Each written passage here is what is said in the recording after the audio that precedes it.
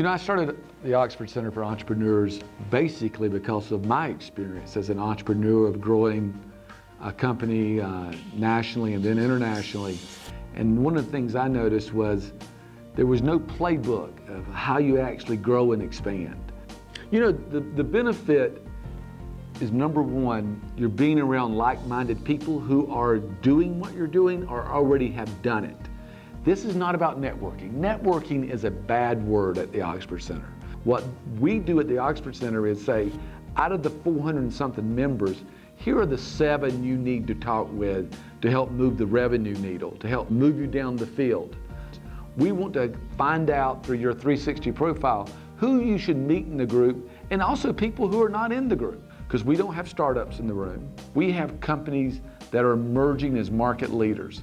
Hi, I'm William Vanderbloemen. I started a company 7 years ago that helps churches find their pastor. I was a pastor in a former life and never a businessman, so finding the Oxford Center made all the difference in having other CEOs, other entrepreneurs to talk to that were struggling with the same things I was struggling with. They could teach me things that I never would have learned on my own. The Oxford Center has been invaluable to me as we move out of a bootstrap phase and into the next phase of our life as a company. I'd highly recommend it to anybody, and if you get a chance to go to New York, go with Cliff, but wear your walking shoes and go fast, because the man does not sit still very well. Well, you know, in New York, we had members come from all over the country, and what we really focused on is what content can we deliver. So even in a private dining room at Peter Luger, we had a full-scale connections and content program going on while we were there. Even who sat next to each other, can they do business together? We're not happy till we get those people with content and connections to get their business to the next level. We went back into the boardroom at NASDAQ and sat down and went over live deals where people are selling their companies, people are looking at going IPO, and they talked about their deals and transactions.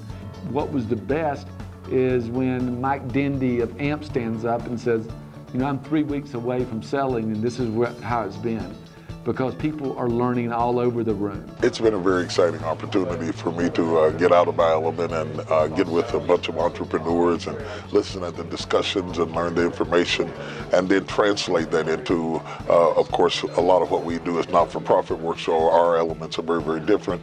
And then in my for-profit company, it's much smaller, but there's still some relativity that I can grow from and learn from and exchange ideas and just be in an atmosphere where so many smart and bright minds are dealing and grappling with some of the same issues with staffing, with staff development, with projections, with goals, with budgets and acquisitions of all types and kinds. It's refreshing for me. Going to Forbes. Hey, it was great to take a tour of Forbes, but we sat down with the editors of Forbes and said, how do you find your media voice? How do you have a market leader voice?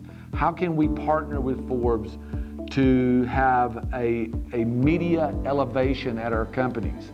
And what we look at doing, if we can help an entrepreneur clear one hurdle, make one connection, get one level of business because of us, then we've done a great job.